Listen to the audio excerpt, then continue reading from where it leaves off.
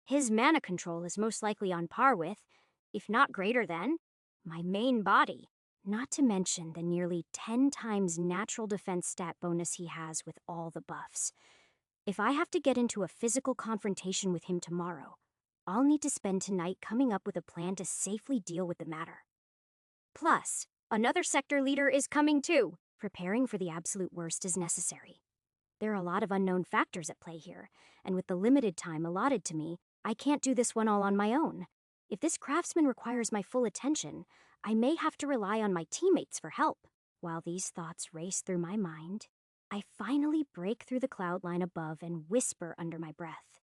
Bottom line is, all of us are going to have to get a lot stronger. I air step all the way back to Solara, only touching down to the ground and turning off my stealth skill once I make it into the outer residential district on the northeastern edge of town.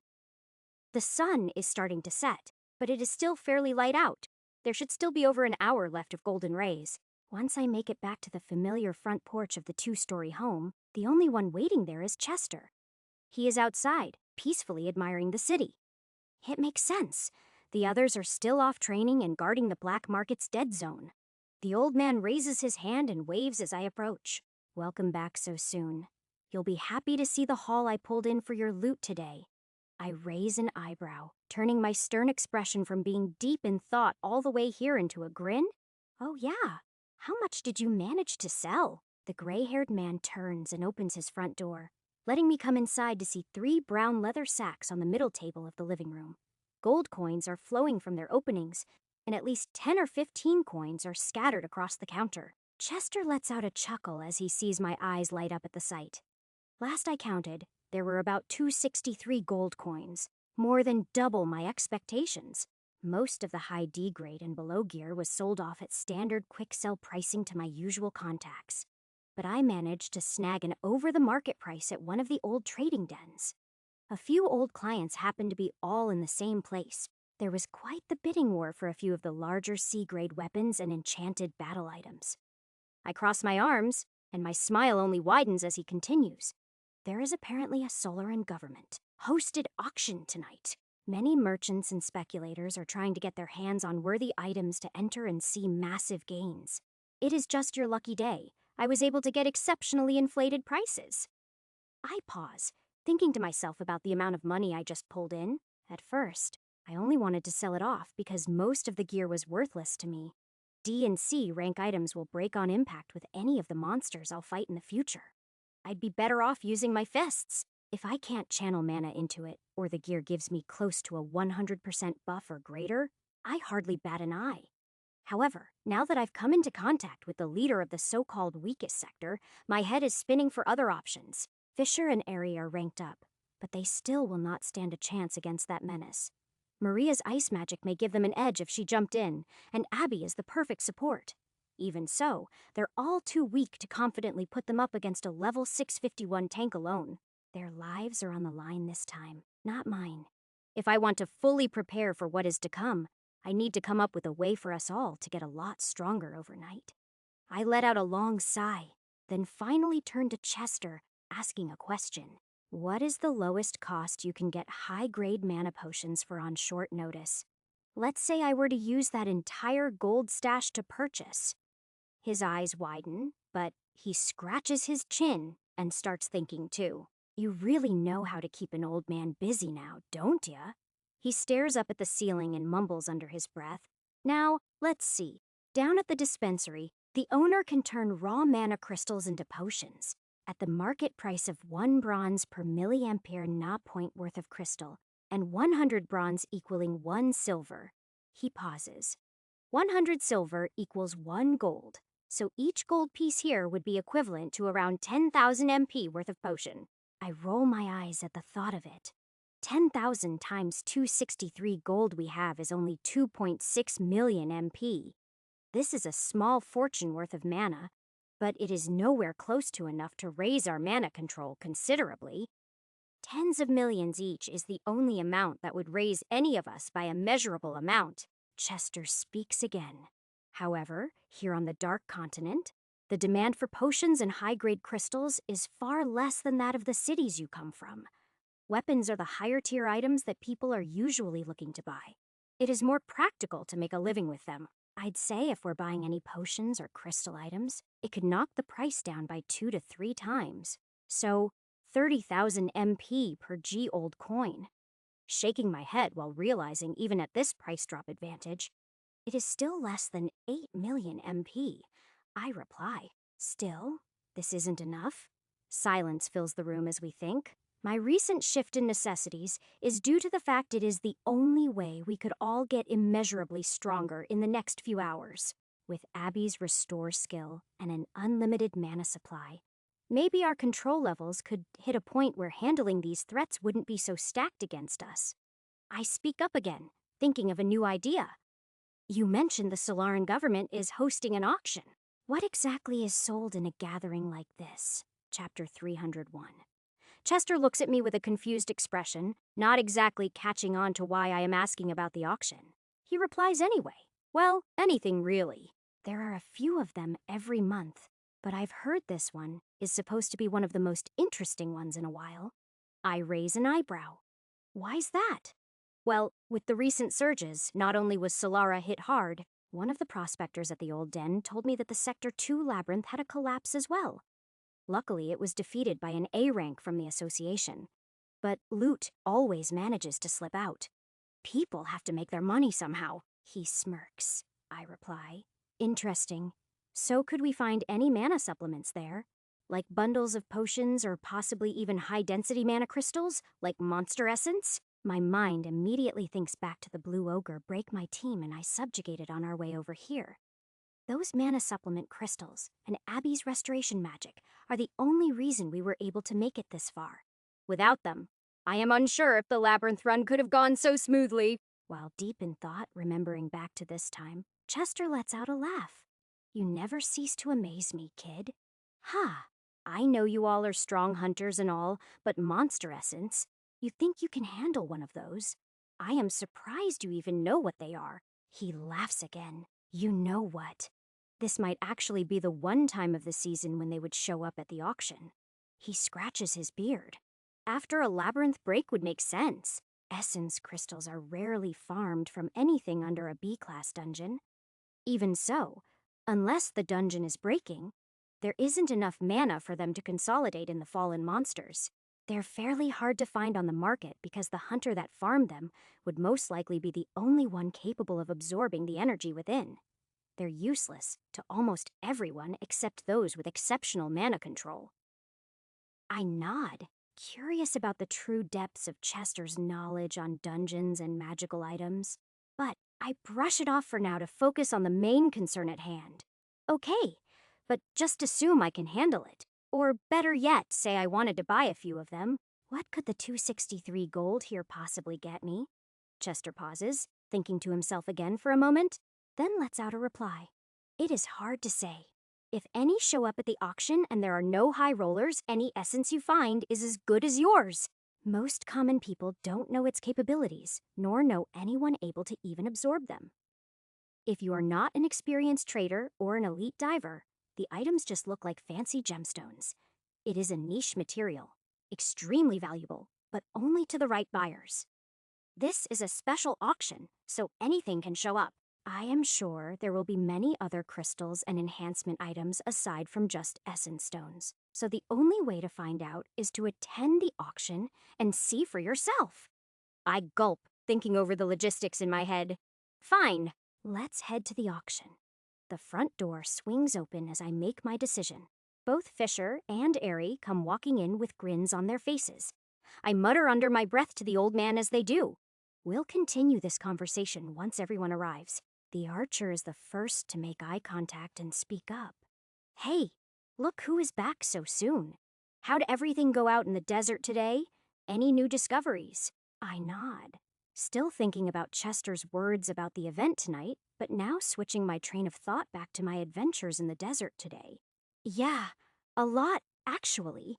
I think it is best we wait for Maria and Abby to get back before sharing. He nods, letting the door shut behind him before the two get comfortable on the couches and eye the bags of money just like I did on the way in. Ari speaks up again after crossing one leg over the other and taking a moment to get situated. So, what is the plan with all that money? You getting a fancy new sword before we take out this boss or something? I nod slowly. Something like that. I was thinking of buying us all an upgrade, but the right offer hasn't come to the table yet. How has refining your new ranked up abilities come along so far? Eri replies in a satisfied tone. We had a solid training session today. The buffs feel much more natural and adaptable to our fighting styles now. I am looking forward to trying out these special abilities on the real thing. He turns to the blue-haired water wielder, who speaks up with his arms crossed. Yeah, I am looking forward to going all out too. He cracks his knuckles. This bossman will be no match for me in my current form. The swordsman glows dark blue but settles down after a moment just to make his point clear. Then he continues in a lighter tone. Anyways, I was almost positive the girls would come back from the black market before you. Looks like you are changing your ways, huh? I give him an eye roll, noting his usual comment on my punctuality but not in the mood to push it any further. Then, my gaze widens. His wording reminds me of something the Sector 4 boss mentioned to the guards as I left. He told them to update number 2 once they finished their cleaning task. That is the elusive black-haired woman with the hush skill I defeated not so long ago. Considering my flight speed away from the observatory and the fact that they're finishing up work, I can assume we have some time to spare. Still, it is not much, I reply. Actually, that reminds me, there is something pretty urgent to report. A lot of things, actually, like clockwork. The door gets a few loud knocks, then swings open as both Abby and Maria walk in, practically glowing with the setting sun's golden rays on their backs. The green-haired healer speaks first. Looks like it is a full house. What did we miss? They come over, and I catch everyone up to speed on the events that occurred today.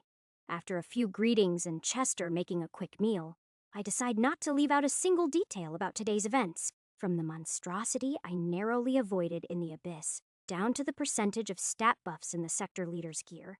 They hear it all. The only thing I leave out is the inner workings of how exactly I am able to channel demonic energy. There is too much going on to explain this carefully now. I chalk it up to a unique skill acquired recently. I'll leave the important details for another day if the occasion makes itself necessary. If we are going to have any chance of taking on 2 leading members of the inner circle, every one of us needs to be on the same page here. We need to get stronger, and with the info provided, we need a plan. After my explanation and a few surprised looks, the 6 of us start to brainstorm. It may sound crazy, but considering the underground lair of a secret organization we just left, along with the high-tech shielding artifacts and never-before-seen magical items, my words of a new power source and mountain-sized monsters aren't difficult to believe. We devise a plan. I am going to the auction tonight with Chester, bringing all the gold to attempt to buy any and all essence shards, fragments, or upgrade crystals of any kind if they show up. Eri and Fisher are going to guard the black market. With my explanation of the 2 grunts' level, voices, skills, and general age range in mind, they are confident they can subjugate the guards before they get to the office in the dead zone. Maria and Abby have an interesting night ahead. One that was only made possible by a suggestion from me.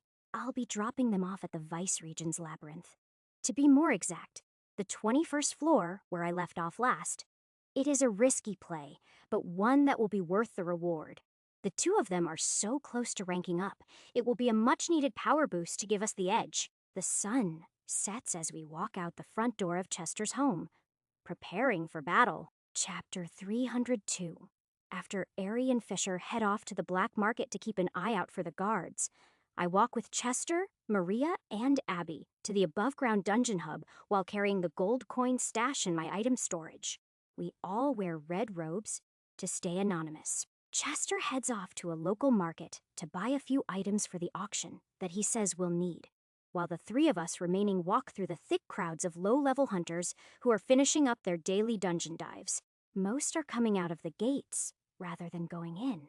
It is getting late. After paying 10 bronze each to enter one of the rectangular metal shielding crates labeled with LV 1 to 100 on top of it, we easily walk down the stairs of the buzzing contraption and step through the blue glowing portal. Its layout is eerily similar to the one we were trapped in, but the shielding levels are hardly that of a mid-grade D-class mob. The three of us find ourselves in a rocky dungeon with brown dirt and black rocks.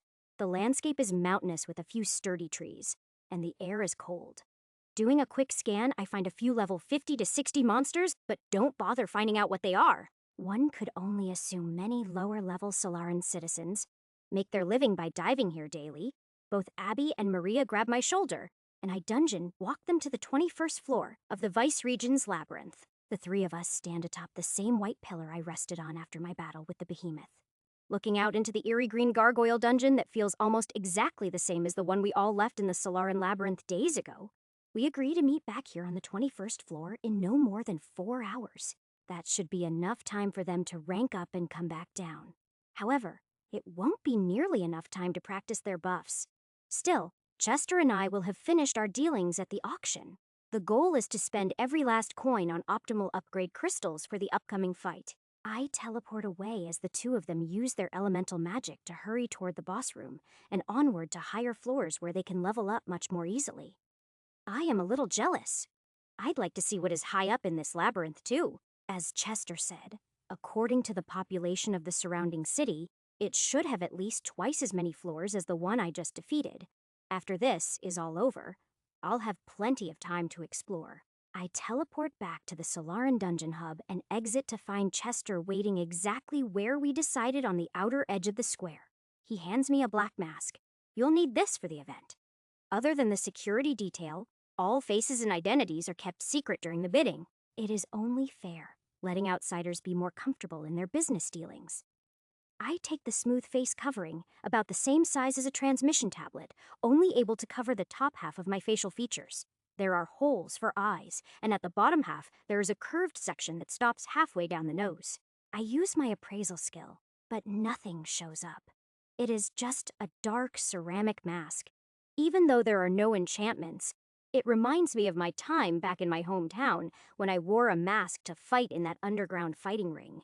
It is how I earned my fire-imbued sword titled the Flame Emperor. The thought of this also brings back a few memories of the time I was ambushed after leaving my first auction just a few days before then.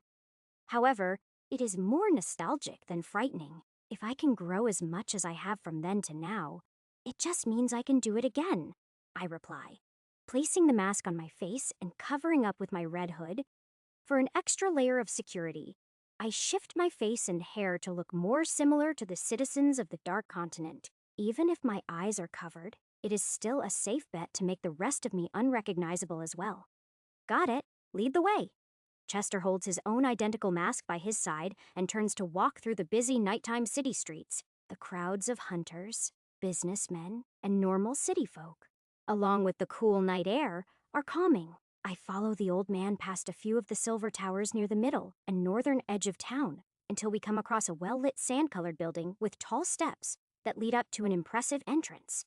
There are many tall pillars across the building's front side, over 20 meters high, sporting arches between each of them covered in intricate hand-sculpted art.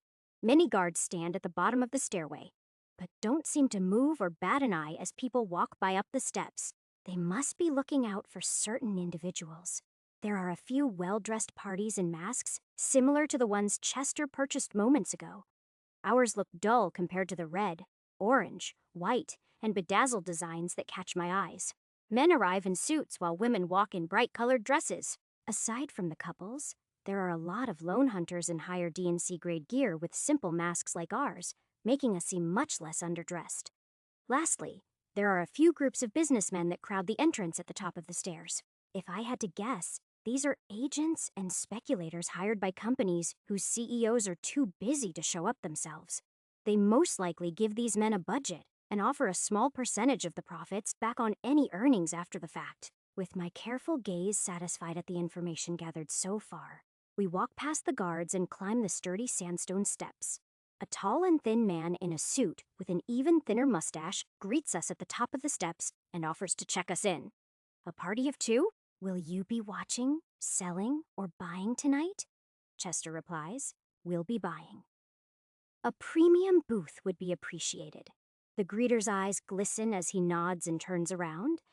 A premium buyer's party? Excellent. Right this way. We'll do a screening before I send you to your seats. The event is about to begin. Both of you are right on time. There is a red carpeted entrance hall, and the walls are lined with artwork and displays of interesting looking items, to say the least, but nothing that I haven't seen before in my travels. Still, investors are surrounding them, placing bids in increments of silver coins. I'd pay more attention to the beautiful architecture, but the man that we follow has a status that piques my interest.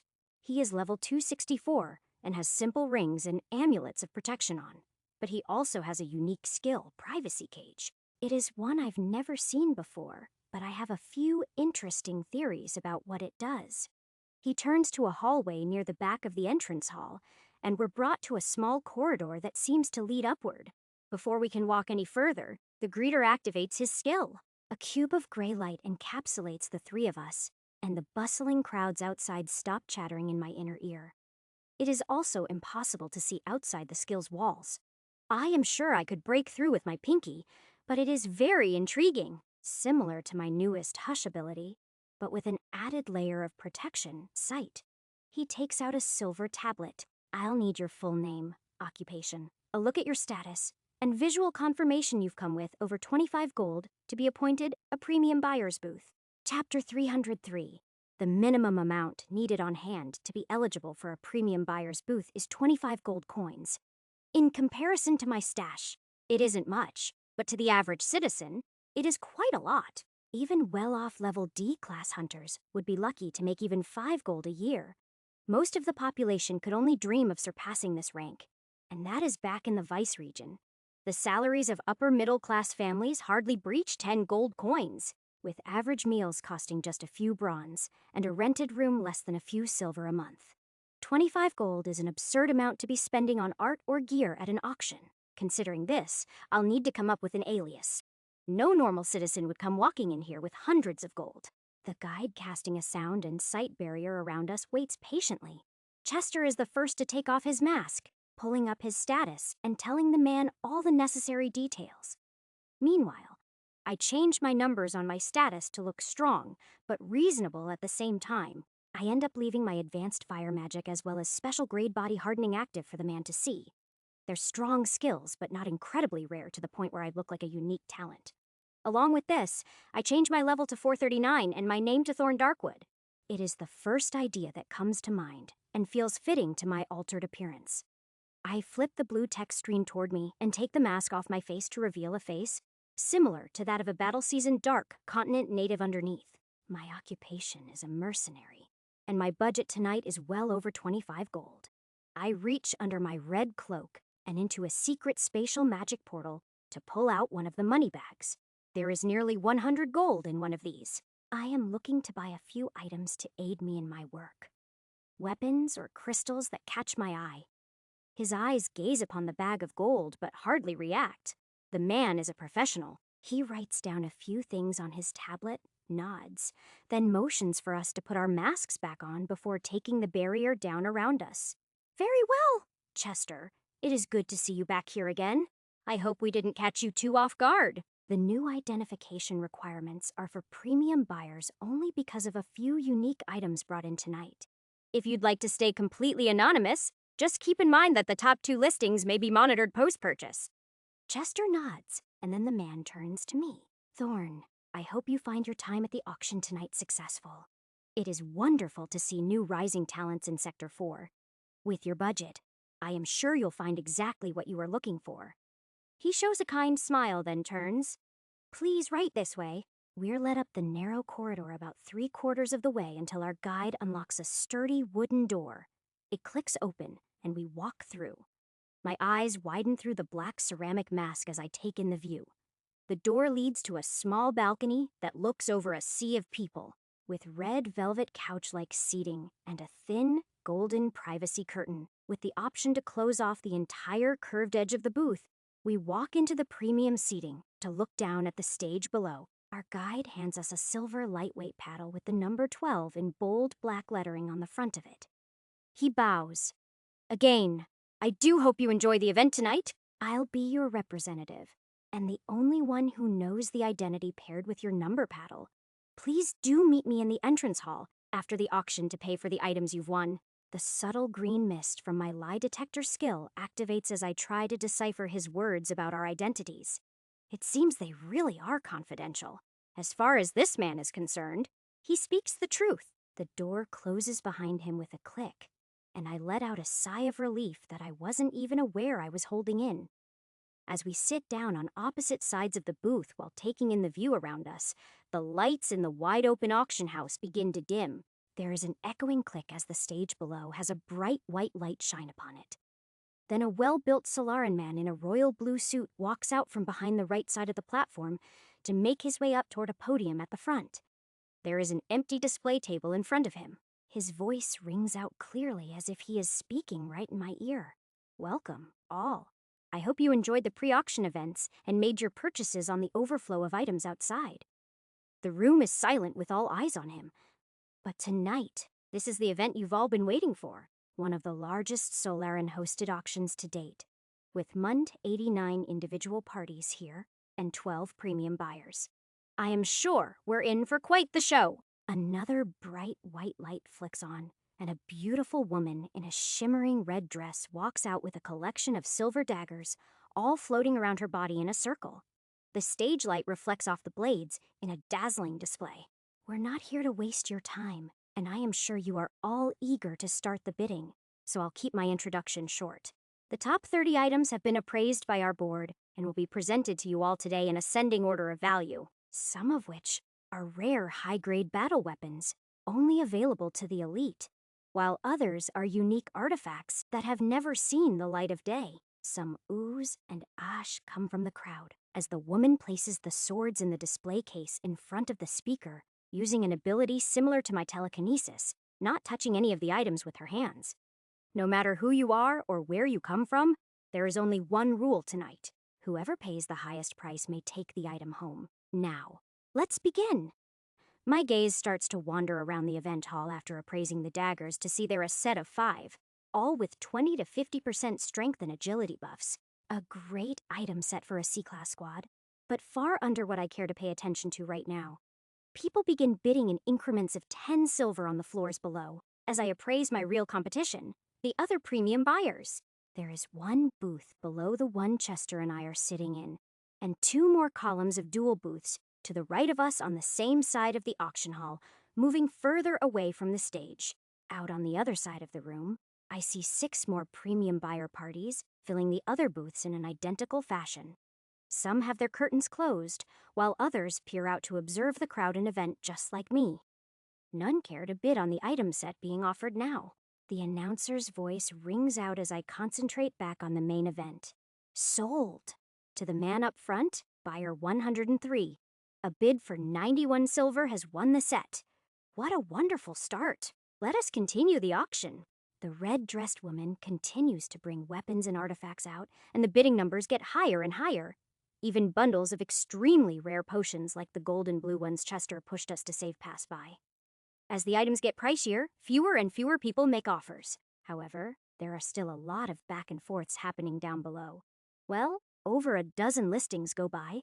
I hardly bat an eye until the 16th item of the night finally piques my interest. The announcer speaks up as my eyebrows raise. Now, we've hit the halfway point. This is where the real fun begins. To start the second half of our night off, right? I'll be bringing out one of the stars of the show. A truly unique collection of magic stones. This will surely turn the heads of our highest esteemed collectors in the house tonight. The woman comes walking out from backstage with a dozen large emerald green stones floating above her head. They give off a powerful mana-imbued glow, activating my appraisal skill. I find each of them labeled Serpent King's Essence, with between 600k and 700k MP available for absorption in each of them.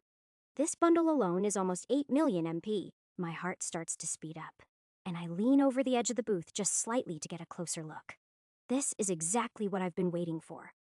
This being the middle point of the event, one can only assume the strength of the stones will only go up from here. If I can land a reasonable price for a few sets of these during the auction, it will be a great success. We'll get another serious upgrade, and I won't have to worry as much about my teammates in the heat of our future battle. I whisper under my breath. Finally, we're getting to the good part.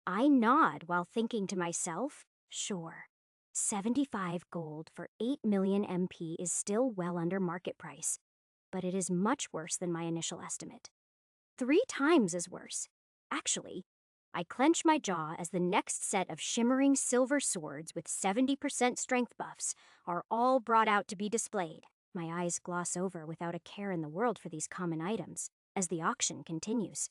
Armor sets, platinum rings, and enchanted artifacts, all found in high C grade and low B grade dungeons from sectors 3 and 4, are brought out. They all sell for between 10 and 15 gold to premium buyers and a few members of the general audience. Nothing compares to the excitement in the air from those green gems until the 24th item set of the night comes forth. My eyes perk up as a bundle of gray stones with white energy swirling through them catches the corner of my eye and activates my appraisal skill, Blackstone Golem Fragments X11, as my careful eyes closely inspect each of them. I conclude that these may be worth my while. Each of them holds over 4.5 million MP, some of them nearing 5 million. The total here is about 50 million. Whatever monstrous golems these fragments dropped from are no joke. Back when I farmed blue ogres, the mobs only dropped 100 to 250k per S-tone. Even the anomaly that took in nearly the entire dungeon's mana expenditure and hundreds of essence shards is only twice as much as just these 11 stones. One can only imagine how strong they are, but my daydreaming about them will have to wait. The announcer's voice begins the next round of bidding. A collection of magic stones from the Sector 2 labyrinth break. A very rare item set indeed, considering our last batch of similar items sold for an extraordinary price. One can assume the price on these will climb much higher. He pauses. Just a word from the auctioneer to buyers out there. Our appraisal team has gauged the recommended use for these gems to be around level 700 and above. High-grade gems like these don't come around often. This is truly a one-of-a-kind treasure. Silence fills the room once again, but the first to break the noise is the silver-masked man. 100 gold coins. With a wide smile, the event host replies, "Very well. 100 gold to number 1. We shall raise the bids by 5 gold per offering." I raise my paddle. That is 105 gold from number 12. No one but the silver-masked man raises their paddle back. 110 gold to number 1, 115 for number 12. 120 for number 1. We go back and forth, raising the price on each other with every bid. Not a single paddle raises from any of the other buyers. From a quick appraisal scan to appease my curiosity, I see none of them are anywhere near number 1's level. Whoever this is, he must be investing for his own personal use. As Chester explained before the auction, items like these hardly sell on the open market. This is because, to most people who can't handle absorbing millions of MP, they're just pretty gems that depreciate over time as the mana flows out of them. To the man across the room, and also to myself, this is a 50 million MP pool of mana waiting to be absorbed. I grit my teeth as he yells out, raising his paddle high into the air. 200 gold. I bid 200 gold. The entire room falls silent, and so do I as a pearly white grin can be seen under the bottom portion of his mask. I could bid higher, but who is to say he won't just let me take this and burn my pockets for the still 6 remaining items to come? His inflated prices now could all be a tactic to bleed the medium-sized fish like myself early on to get the best prices on the rarest items near the end. I let out a sigh and take a step back as the announcer looks around and counts up to 3. Sold. To number 1 for 200 gold. What a show! We have a real magic gem connoisseur on our hands tonight. Crowd. The audience is going wild with whispers, laughter, and cheers. Even Chester's eyes are open wide. He whispers to me, "I've never seen such a lively event in years." If this isn't even the main star of the show, I am sure we're in for quite the treat. Don't worry, the best is yet to come. I tighten my lips as they prepare the next item for public sale. I am not quite sure what to think. It is almost impossible to compete with a masked man and his endless pockets. Then again, I am happy I didn't bid higher and spend all my gold on 50 million MP when there is a possibility of a better deal to come. However, my happiness wanes as the next few items roll out. Sets of enchanted gear passing 100% buffs, and bundles of element stones in containment cases ready for fusion into weapons are the next few items that show. Most go for 20 to 30 gold, sold to the other regular premium buyers. These are all incredibly rare pieces, and they can be used by anyone, so keeping them in their possession and waiting for resale in a shortage, or using the items themselves to fight off stronger monsters is well worth the investment. Most practical investors and collectors come to the auction for items like these. I, for one, am looking for something else. As more and more items pass, the growing feeling of dread fills my stomach. If I can't manage to buy any items tonight that will boost my entire team's strength to new heights, our extraction mission to save Lydia, and my curiosity to confront the craftsman from another sector may all be very compromised. I'd have to rely on the newly ranked up abilities of my team members, plus my ability to wield demonic energy as a trump card. There is too much uncertainty in this loosely strung together excuse of a plan. I need something that will help change the odds. The announcer's voice and the sight of over half a dozen blood red crystals, larger than my open palm, completely changed my growing anxiety into a source of hope. This relief comes in the form of hundreds of millions of MP swirling within just 7 stones. Our second to last item set of the night, a collection of ruby red gems, collected as the final drop from the Sector 2 labyrinth collapse. We've managed to bring them all the way here for all of you to see. Now, without further ado, let us start the bidding at once. Chapter 305. I scan the crimson gems with every one of my perception skills as they float around the gorgeous woman until each of them rests gently on the display table at center stage. Red Hydra's Soulstone Fragment X7. They don't bear the usual Essence Fragment or Essence Shard labeling, but Soulstone Fragment instead. These are definitely much different than the magic stones I've seen before. Clearly, in my appraisal skills text boxes, 2 more readings catch my attention. The first is the 45 to 50 million MP stored in each one of these stones available to be absorbed, and the second is the line of text beneath it. Permanent buff, Red Hydra's Rage. There is no in-depth description or conditions to go along with it. I am just left wondering what exactly these gems can do. However, before I am kept deep in thought for too long, the announcer's voice breaks my concentration. This bundle of items is truly unique. A batch of stones with its exact capabilities has never met the open market before, and will most likely never meet the market again. They sparkle under the spotlight, captivating the audience with their endless dazzling radiance. I rethink the announcer's previous words. He did say they were the final drop from the Sector 2 labyrinth. If he really speaks the truth, this could be one of the special floor boss drops that is unique to every 20 floors. It could quite possibly be a one-of-a-kind item, never to be seen again. This only makes me more curious about what the added buff can do. My only problem will be if premium buyer number 1 is just as eager to find out as me. The announcer continues. Now, the seller who brought this item in tonight declared they would not take less than 100 gold, so we'll start the bidding there. Based on our magic stone track record so far, I have a feeling this won't be an issue to match. The gentleman on stage smiles brightly as the woman in the red dress walks over to stand by his side. Meanwhile, the room goes silent. I gulp while expecting the silver-masked man to make an outrageous bid. However, for some reason, the bid never comes. Whispers start to fill the room, and the joy-filled smile of the announcer starts to droop. He gulps nervously, but keeps a professional face while staring out at the crowd. His eyes dart to the side as I start the bidding myself. Raising my paddle and stepping forward into the dim light, he calls out immediately as I do, bringing the energy back to the room. That is what I like to see. 100 gold for premium buyer number 12. We'll be raising the bids by 10 gold for every offer from here on out. The man in the silver mask steps forward and slowly raises his paddle in reply, and the announcer gets back into his groove.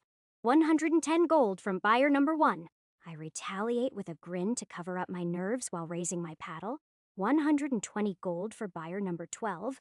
130, 140, 140, 150 for buyer number 1.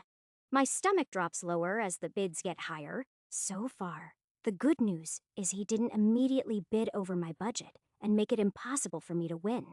Also, the man across from me takes longer to raise his paddle every time, leaving the crowd in silence before he does.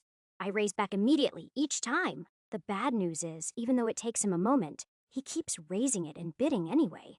This mystery buyer has already spent hundreds of gold tonight and seems to have pockets with no bottoms in sight.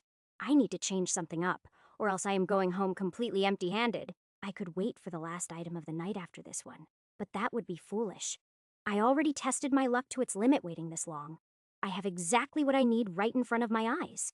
If I bid all in at 263 gold right now, it would seem too odd a number to be random. To any logical buyer, this would seem like I am going all in because I am. Number 1 would just have to bid one more time and I'd be out of luck. Bidding 260 is a cleaner number in the designated increments of 10, but it gives the same effect. It is too random to mean I am not at my limit. A much safer bid is 250 gold. It is clearly an inflated price to scare away the competition. It is higher than the last absurd price, number 1, throughout. And it is a significant leap up higher than anything I've bid on other items tonight. It would show that I want this item and will pay whatever I need to get it. However, if anyone calls my bluff and bids 10 gold higher, I am out of luck yet again. My final option, other than incrementally pushing the price up, is a large 240 gold bid. This may be the worst option. It tells my opponent exactly how much gold I have to pay. It shows I am scared to bid 250 to provoke my opponent to challenge me. And it also implies that I want to have a safety net of one bid just in case they do. It is basically yelling out to the crowd exactly how much gold I have on hand. I grit my teeth, raise my paddle, and make the most reasonable choice there is. I bid 250 gold. The announcer points upward and opens a palm in the air at me, and the crowd fills with even more energy. A new highest bid of the night. Buyer number 12 bids 250 gold. He walks around the stage as the crowd dies down. All eyes are on the man in the silver mask now, as he stares forward and begins to scratch his chin. The announcer continues to speak. Are there any other bids? That is 250 gold to buyer 12. Going once. My heart starts to beat loudly in my chest. Going twice. I can't help but dart my eyes back and forth from the glistening stones to the man who could bid just 10 more gold and take them away from me. Going. He grips his paddle as the announcer begins to finish his words.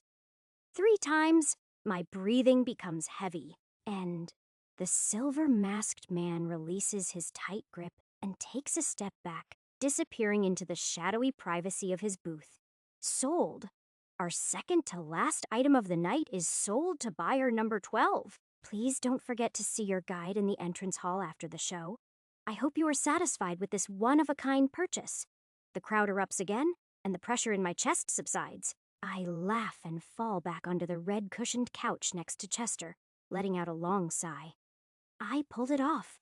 I managed to get exactly what I came for. As the crowd settles and the gems are brought backstage into storage, they get ready for the final item of the night.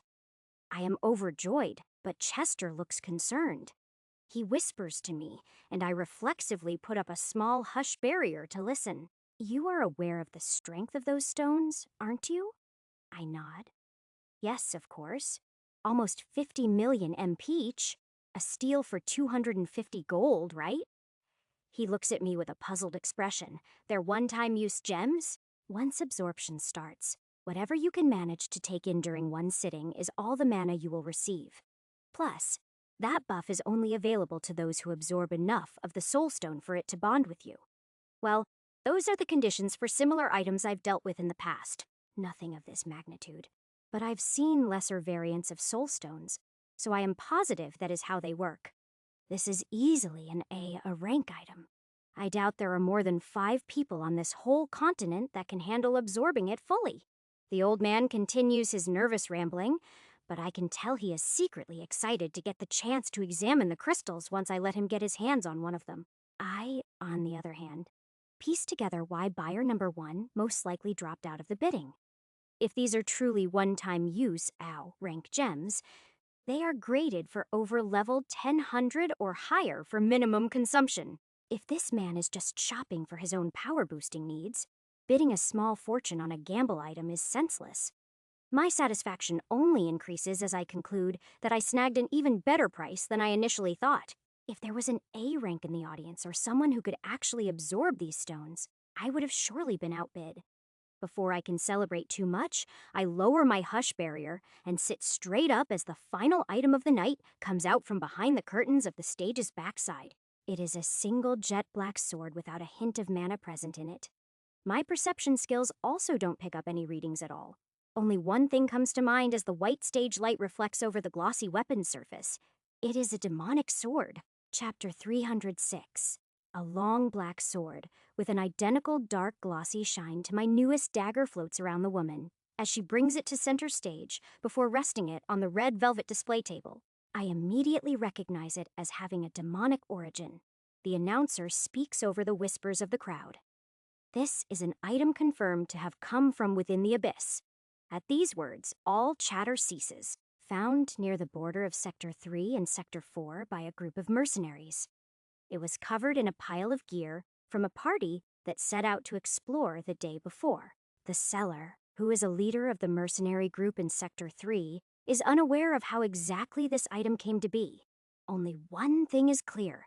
The monster that used to wield it came from the darkness that constantly approaches our cities. Everyone knows the abyss is only a recent phenomenon. It could disappear tomorrow, or it could consume us all. Hardly any information is known about its nature. This treasure could be the key to unlocking countless more lost to its dark depths. And on top of that, it is a once-in-a-lifetime piece to add to your collection. He pauses, inwardly smiling about the pitch he has so intricately announced. The seller of this item will take no less than 500 gold for the item presented. It is, after all, the first artifact to hit the open market in Sector 4, confirmed by our appraisal team to be a genuine piece from the abyss. Silence follows again. Now, do we have any takers? No one says a word. Everyone in the premium booths takes steps back away from the balcony, and the floor seats below seem to be in shock. The looming abyss that many fled from over the past few months is a taboo to bring up out of the blue. The tension in the air is eerie. Mention of the unknown threat is a topic that everyone delicately tiptoes around in their usual day-to-day lives, as if navigating a minefield. However, one man relieves the crowd of its silence. I'll gladly take it. I bid 500 gold. The man who withdrew from my 250 gold bid for a priceless set of gems moments ago now bids double on the ominous black sword. He did so knowing not a single other buyer would dare to bid against him. This brings up the question of why? Why did he actually withdraw from purchasing those stones if he has this much spare cash on hand? Is the dagger in my inventory made of the same material worth just as much? Did he know what the final item was going to be and wanted to save his gold to purchase it? Does he have other motives for letting me win those gems? Or am I just overthinking things? All these questions twist through my mind as countless others at the event ponder questions of their own. Meanwhile, the announcer counts to 3 and the sword is sold. Not a single other bidder tries to step in. On this odd ending note, the woman in the sparkling red dress brings the black sword backstage, and the announcer closes out the show. Everyone is left speechless. It is a very awkward ending for tonight's auction. But once the sight of that sword leaves the room, many begin to lighten up again, and the normal chatter starts to come back as the doors in every booth open and many exits in the auditorium below click to follow. The announcer speaks. Thank you all for coming out tonight. It has been one of our most competitive auctions in years. I hope you all got what you came for and enjoyed the show. Please exit in a timely manner and meet your identification guide to purchase your one items. Again, I thank you all. Have a wonderful night. The curtains on the stage close as the lights all turn back up to their full luminosity. People begin to leave the large room at once. I sit back and wait for the rushing crowds to calm down. I am in no rush to leave, and would rather not have over 100 people's prying eyes looking at me as I go to claim my winnings. As anonymous as I may be in a mask, and with my conceal skill activated, it never hurts to be too careful. More than 5 minutes pass, and hardly a peep can be heard from the main room. At this, Chester and I make our way down the narrow corridor back to the entrance hall. Waiting just outside is the tall guide with his distinctive thin mustache that brought us in. He is having a hard time containing his smile. My guess is he'll be getting quite the perks from handling this transaction. Still, the man speaks up in a smooth and professional tone. I am happy to see you found an item you liked at the auction tonight. Please, right this way, and we'll make the transaction final. We're led through the entrance hall, where a handful of identically dressed guides are leading other buyers to small tables that line the walls, as well as a few side trading rooms where the purchased items were saved and sorted during the show. It seems a lot of the common items sold during the first half of the auctions are here outside. While the more valuable gear and materials are traded in private, Chester and I are brought into a small room consisting of only a table, a notepad, and a large black briefcase with a silver handle. We're enveloped in a barrier of sound and sight-blocking magic as the man activates his skill and the door closes behind us. He opens the case with 2 clicks. The low hum of a containment field sounds out, and the 7 beautiful crimson gems come into view. At the same moment, I reach under my cloak and pull out the 3 bags of money. I take 13 coins back from the pile to make it an even 250. That should be everything. He nods, diligently counting, as I closely examine the gems. Even through the white glow of the containment artifact lining the inside of this case, I can feel their power emanating out, and a red aura seeps from the magical seal. They're yearning to be absorbed and used, and I am eager to see the power they're capable of granting. The guide looks up from the piles of gold and smiles. Looks like you were spot on. This is everything we need from you. The gems are now yours to keep, and please take the containment case as a token of our appreciation. We look forward to seeing you again in future auctions, Mr. Darkwood. I smile, taking 3 of the 13 remaining coins from the leftovers and placing them on the table away from the stash. Thank you. I appreciate the help tonight. I've got exactly what I came for. He gladly accepts, bringing down the privacy shield while placing the piles of gold into an item box with a Solaran logo printed on the side of it, and placing the 3 gold I tipped him in a separate pocket of his suit. I stare down at the gems for a few more moments, then close the case and place it in my item storage beneath my robe. As the door to our private trading room opens, the person who greets me on the way out takes me by surprise. The friendly gesture of an outstretched hand raises toward me. It belongs to the man in the silver mask. Nice to meet you, buyer number 12. I don't often find such interesting bidding competition out here in Sector 4, Chapter 307. As my gaze lifts from the outstretched hand before me, up to the shimmering silver mask of the man I was bidding against all night, I immediately go on high alert, activating my perception skills. I come to see his status is still blocked to me for some reason. It is only showing those odd.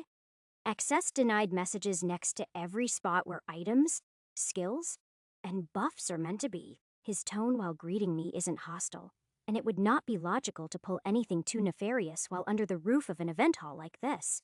If we were outside or completely alone, it would be a different story. I shake his hand and put on a professional smile to reply, "Nice to meet you too, number 1. My stomach still drops while looking at the man's intensely sharp blue eyes, but my battle experience has taught me it is best to put on a cool front at all times. He smiles, showing perfectly straight pearly white teeth. The name is Lith Galehart. I prefer not to go by number 1, so please call me Lith. He continues after a short pause. We were the top 2 buyers of the night. Our names will be in the public sales records anyway. There is no point in keeping secrets that will be shared eventually. His words remind me of the warning my guide said before the auction. The top 2 items of the auction may be tracked because of their perceived value. I have an alias, so it doesn't matter much. Chester, on the other hand, will be linked to this sale. I respond while releasing the grip of our firm handshake. Thorn Darkwood. I wasn't expecting to get so much mileage out of this name, but it seems my choices tonight will have much longer lasting effects than expected. He responds, association, inner circle, black ops, or a solo mercenary. Who do you work for? My eyebrows raise higher and higher at every word that comes out of his mouth.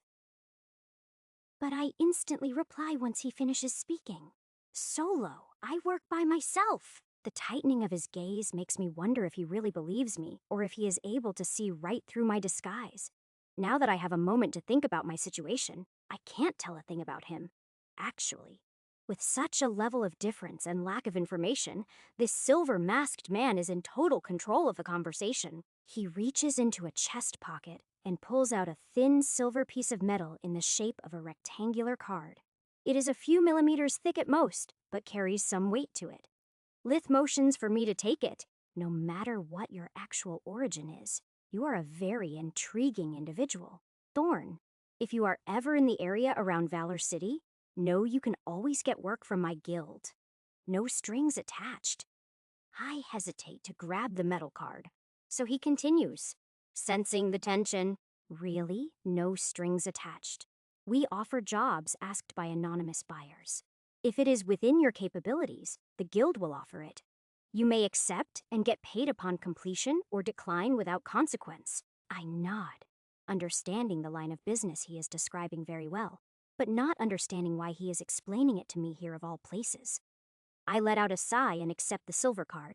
However, the moment I do, he turns to leave, disappearing into the crowd of people behind before I can think to get another word in. With my mouth left open, I look down at the shimmering piece of metal and let out the breath that was just about to ask him why he chose to invite me.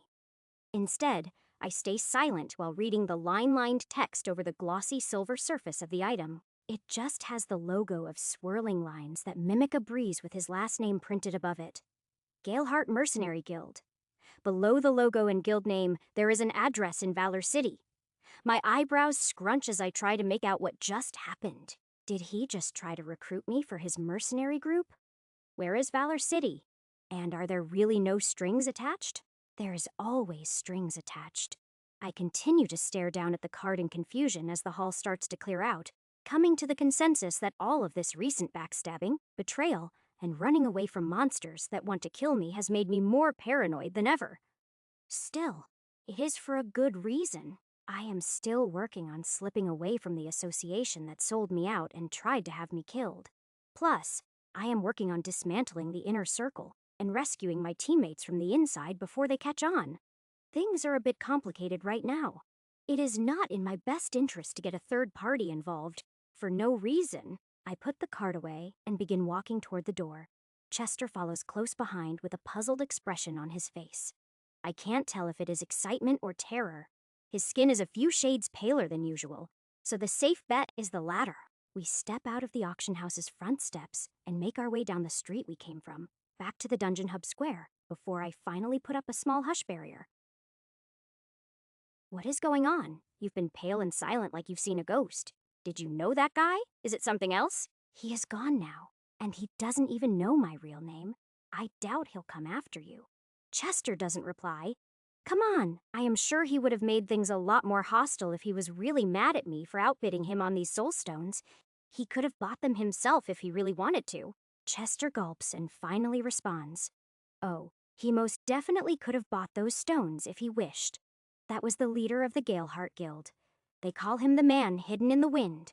The fact that he came from Sector 1 all the way to Sector 4 just for this auction. Number. The fact that we even saw him in person. He talked to you directly. There is a smile growing across Chester's face now that makes it seem like he is more of a fanboy than afraid of this so-called man hidden in the wind. I reply, who is he? I know he is strong, stronger than me. But what are you talking about? He is from Sector 1, a well-known mercenary or something. The old man nods, letting out a breath and bringing himself together. Well-known. Sure. A mercenary number? I am not sure you could call him that. He is mostly talked about in the high-end collectors' circles.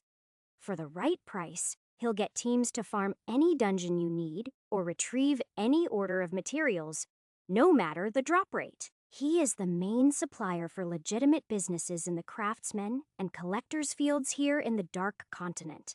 I nod, but Chester keeps speaking before I think to get a word in. It is rumored he came from the mainland outside the walls of the continent to make a name for himself in a newer growing market with less competition. His only true competitors out here are the Inner Circle, related gangs, and other smaller private mercenary groups. However, his group is known to be the best and most legitimate. That is why long-term public contracts with the Galeheart Guild are a big deal. I haven't done business with his guild in well over a decade, but I still keep close tabs on the collector's world. Chester laughs. Oh, how the times have changed. The fact that this man is a well-known collector and businessman in the strongest sector of the Dark Continent isn't what stands out to me the most. It is the fact that Chester said he hasn't done business with him in over a decade. The man I met tonight was no more than 30 years old by the look of his visible facial features.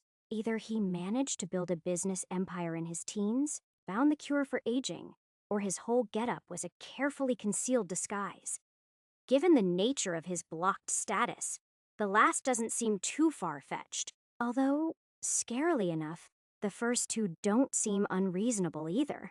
Deep in thought, the two of us make it back to the above-ground dungeon hub one step at a time.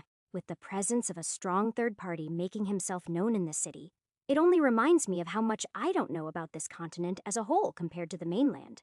Everything that goes on here is kept a secret from the outside world. However, as the rectangular shielding contraptions that guard the dungeons come into my line of sight, a new thought creeps into my mind. I wonder what buffs Abby and Maria got from their rank-ups. Chapter 308. The late-night city streets are dark, calm, and quiet. After going back to the same shielded dungeon entrance and paying the 10 bronze fee to get inside, I step into the E-Class portal to teleport back to the Vice City Labyrinth's 21st floor.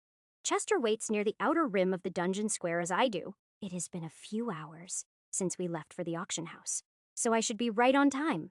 The moment I teleport back onto the marble white pillars standing high above the green clouds, my sense proves my assumption, right? The presence of two familiar readings shows up in my mind's eye, but with significantly higher powered stats and mana levels. Just like when I ranked up, and just as Fisher and Airy, their natural mana control both received between a 100 and 200% boost. However, their position is almost a kilometer away. Although I did say that we would meet back in this dungeon, I never really specified where. It may be easy for me to find the exact teleport point from before, but to anyone else, all these white pillars look the same. I smile, air-stepping in their direction, and using my appraisal skill to examine their new status to check for any buffs. Both Maria and Abby's skills are already maxed out at advanced and legendary grades, so the rank up wouldn't target advancement there. They would most likely give unique abilities based on their battle style. The sight of the healer and ice mage both come into my field of vision, and two buffs pop up in the form of blue text boxes. Aria of Total Restoration Ice Age at first glance. The names just seem to be more extreme versions of their normal skills. A restoration buff for Abby and possibly an ice defense or offensive boost for Maria. However, the names could be misleading, and my appraisal skill doesn't allow me to check the details with more depth. All of the ranked up buffs I've seen so far have been incredibly overpowered, so I am sure there are hidden metrics to these too. I won't know for sure until the two of them go to battle. I wave from a distance, and they wave back as I approach. Both of them made it to level 505. They succeeded in the rank up and got some extra training in too, it seems. I get much closer and speak up. How'd everything go? A smooth rank up process? What floor did you have to climb to? Maria smiles wide and replies as I drift down to meet them on the stone pillar. It went really well. We made it up to the 23rd floor. That is where both of us started getting really consistent level ups with every kill. She pulses dark blue with excitement as Abby gives off a slow and consistent green flow of energy. Her eyes dimly shine, matching the bright emerald hue as she jumps into the conversation. Yep, success on our end. How about you? Did you find any essence stones at the auction? I smirk, letting them both grab onto my shoulders as we teleport back to the Solaran Dungeon Square. Yeah, I got us the most powerful gems I could afford. They're similar to the shards we all absorbed before the labyrinth. To use these new ones, you'll need to push that new restoration buff of yours to the limit. As we leave the square and meet back up with Chester, the four of us walk back to his home. I can clearly feel the mana control difference in these two. It is near the point where I was post-absorbing the largest blue ogre king's essence, So, in other words, just under half the control of my newly ranked up real body's control level, nearly even with Lydia when we first met. So now they're forces to be reckoned with. Even with such increased power, the question that still runs through my mind is how are they going to handle absorbing these soul stones? The temporary MP absorption buff potions come to mind. But even with a few 100% increase for just a handful of minutes, I am not positive that'll be enough to pull it off. It is not so much the MP itself I am concerned about. It is the possibilities of unknowns that rub me the wrong way. Pondering these thoughts, we make our way home to find Ari and Fisher waiting for us. They're both standing with arms crossed and confident looks on their faces as we approach. The blue-haired swordsman is the first to speak up. You were right. 2 guards came wandering into the black market's dead zone trying to tell their boss something, he chuckles. We took care of them. I pause, wondering if they killed those 2.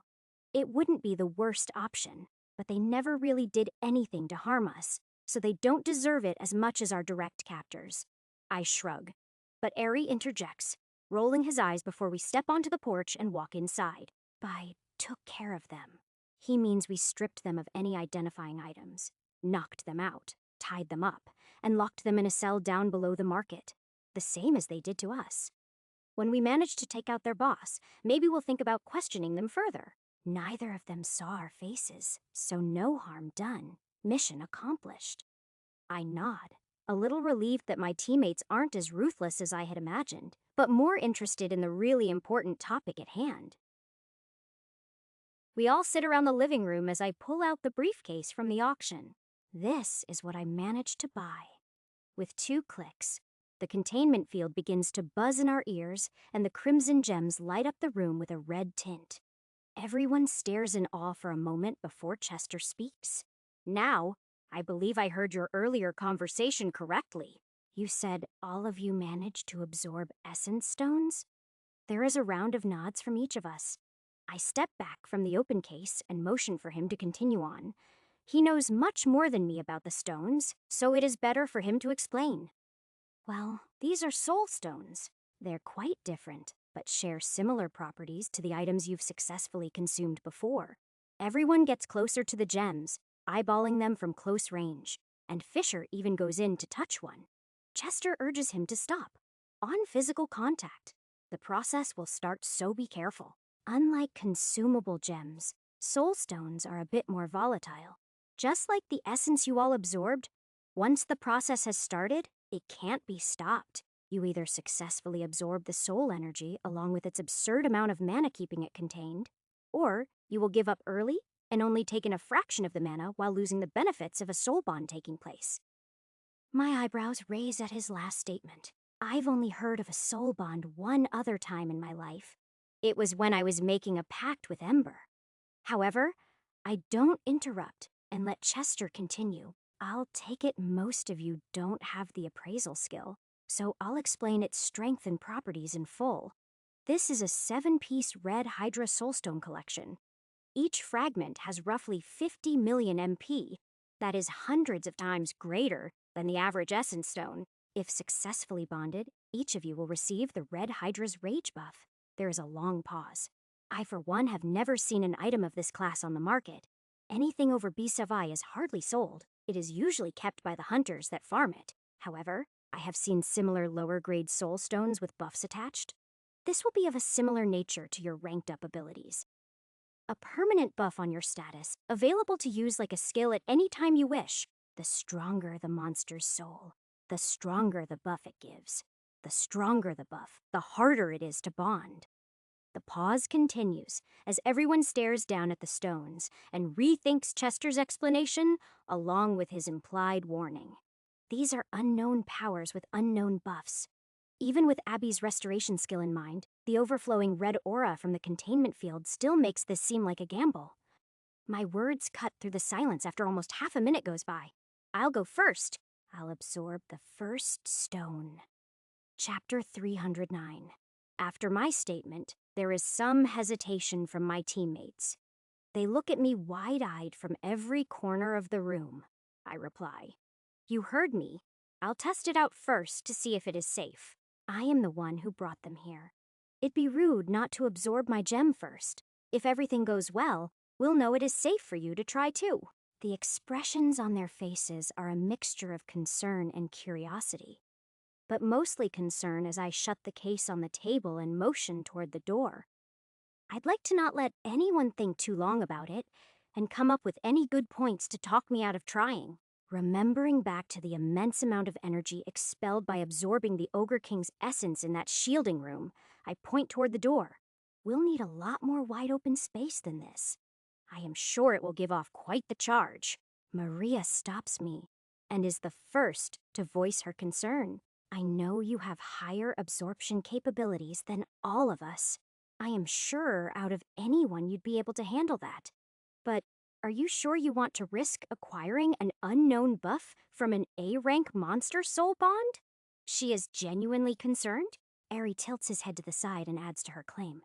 Maria has a point here. We may need an edge, but killing yourself a day before the battle won't help us much.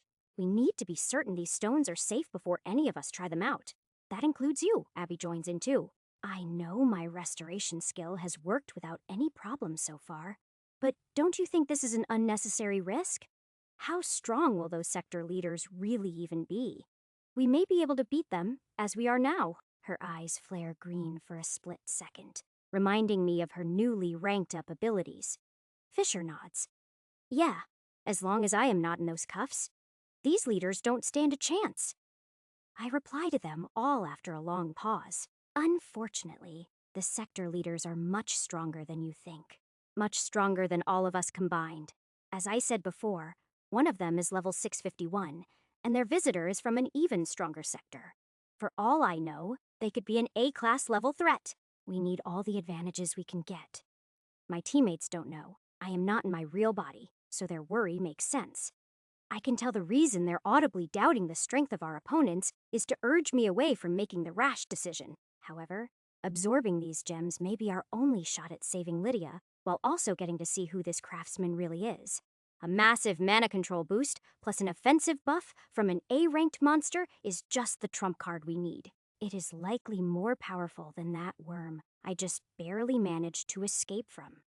With the power of a monster like this on the outside, even in the form of a buff, we'll all be much better off. With my self-regeneration abilities on hand, plus the added benefit of my body being a copy, it isn't much of a risk for me to try. Going first is the best way to confirm it is safe for my teammates to absorb too. The only problem is they believe this is my real body. I bite my bottom lip and pace for a moment, while thinking to myself, the room is left in silence. Once a few long seconds pass, I let out a sigh. I'll be trusting all of you with another secret. The best way to convince them this is a good idea without thinking I am insane is to keep those who will be fighting with me in the loop. Or in other words, tell my teammates the truth.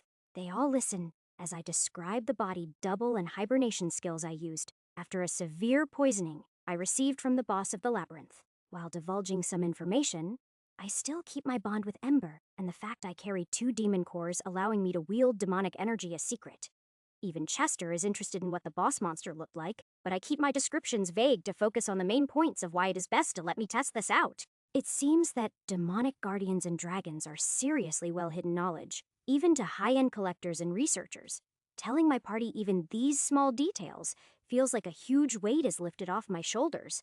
Still, due to my cautious nature, it doesn't feel necessary or optimal to burden them with the whole truth all at once. Too much information can lead to unforeseen problems in the future. Once I've finished my explanation, tiptoeing around the parts I'd like to keep hidden, Maria responds with a much more relaxed expression and calm body language. I knew you had a plan. Then she rolls her eyes. You just sometimes make me worry, Jay. The others nod and let out sighs of their own. Unexpectedly, they take my account of the bazaar last few days pretty lightly. I expected them to be mad. Ari points toward the door. This makes a lot more sense. Let's get to it. You had me convinced at Body Double. I trust you as a squad leader. However, it is nice when you keep us in the loop. Abby smirks. Agreed. Now I have all the reason to push my new buff to its limits without holding back. I am in. Fisher shakes his head but smiles. It is always something with you, isn't it? I nod, accepting their responses, and releasing all the remaining tension in my clenched jaw. with more confidence in my claim to test out the stones first. The 6 of us leave through the front door and head off into the desert. We walk out toward the east for 20 minutes before the lights of Solara begin to slightly fade. The desert is dark, and the night air is cool. Every few minutes, a light breeze passes through, calming the nerves of the group. Although they all agreed with cheerful attitudes, I can tell everyone is still on edge.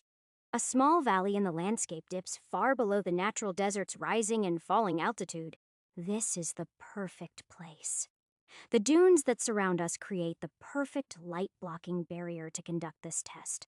I take out the briefcase and open it up on the desert floor. The stones light up the surrounding area with a red glowing light instantly. Everyone takes a step back. Using telekinesis, one of the crimson gems floats into the air, and I hand the case containing the other 6 to Ari. He stands by my right side. With 2 clicks, it closes, and the archer leads Chester, Maria, and Fisher a safe distance away. The red stone floats above my head. Only Abby stands near me, less than 2 meters in front, staring straight ahead. Everyone watches with anticipation, readying their magic skills for whatever happens next. I take a deep breath in, then out, letting the glowing red gem drift down toward my fingertips. Abby's eyes track it, glowing brighter green as the stone gets closer. She whispers under her breath, "Aria of total restoration." Beneath the healer, the same green energy that glints in her eyes erupts outward in a wave of light flowing in all directions, creating a wide circle. It covers a diameter of almost 10 meters and glows brightest beneath my own 2 feet, gliding upward and encapsulating me in a green humming glow. It feels warm and soothing, just like her normal healing magic, but with an aura of strength deep within it far beyond her capabilities before. At the same moment, the red gem falls into my open palms, and thick red wisps of energy start to leak from its core. On contact with my skin, it burns.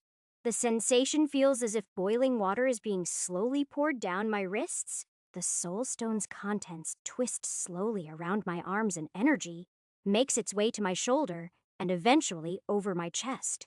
The searing pain is intense but bearable, as it hasn't even entered my body yet.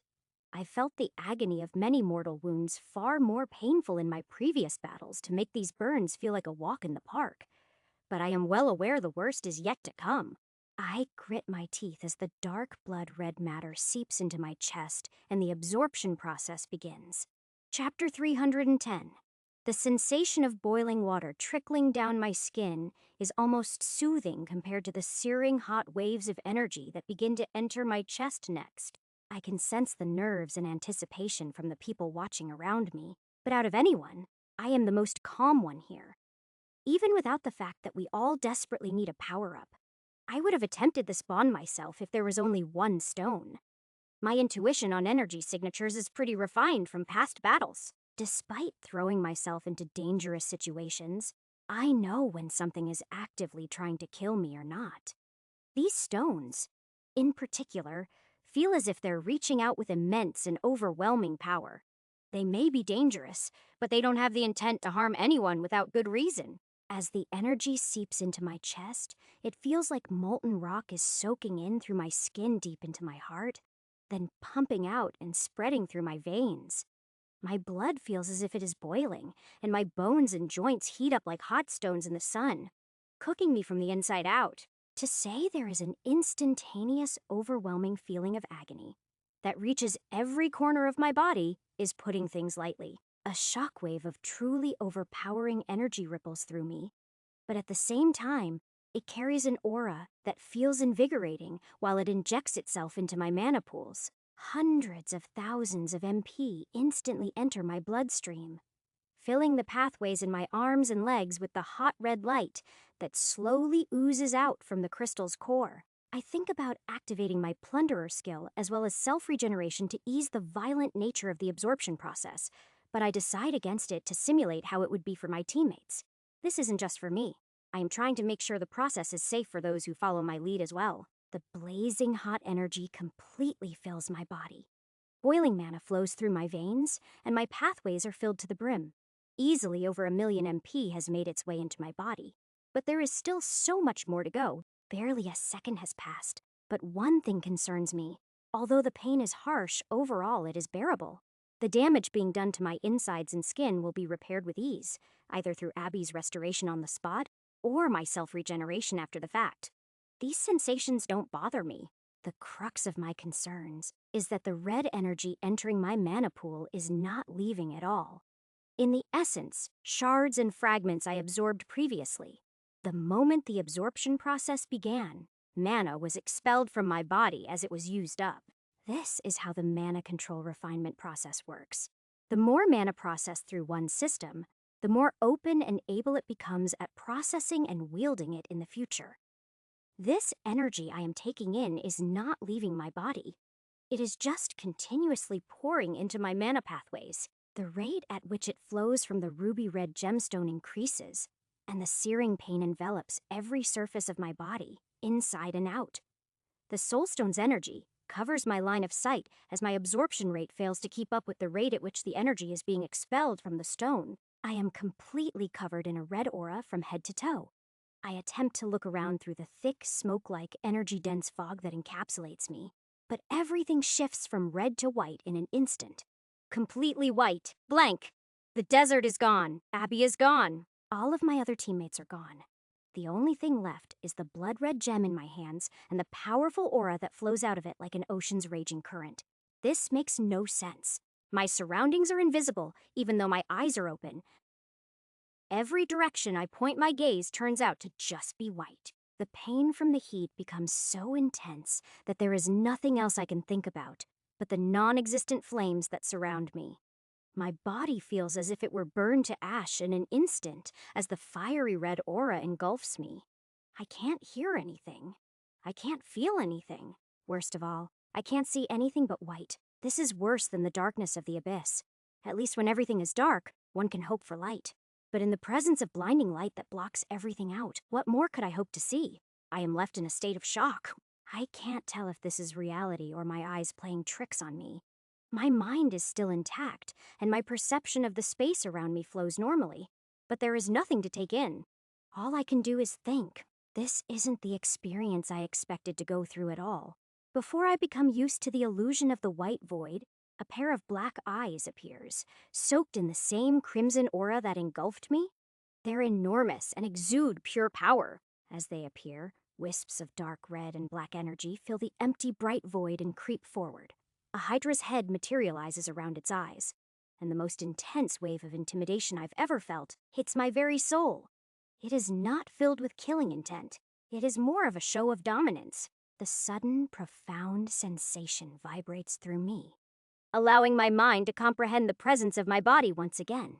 Its mana ripples through me, amplifying the output of the millions of MP coursing through my energy pathways. With such a deep and intrusive wave, even the depths of my soul link with Ember are touched. The sensation allows me to feel two paper-thin connections to both my real body in its hibernation state and Ember hundreds of kilometers away, even deep within a dungeon. It is like a silver shimmering spider's silk thread of a substance, not quite made of mana, but powered by it. The thread is only visible to me in this exact mental state. I've never physically seen our bond, but now that I have, I may be able to tap into this feeling again in the future. However, despite my momentary dose of clarity, I am still paralyzed with what I can only describe as fear. The head of a blood-red hydra towers over me and continues to pulse with dark red light. Every wave that hits me invigorates the mana inside me back to its original state, making the searing, hot boiling sensation return greater and greater with every pulse. This makes my skin and energy pathways hotter by the second. What felt like slow-moving molten rock before now feels like fiery eruptions coursing through my veins, threatening to rip my body apart from the inside. I can't move.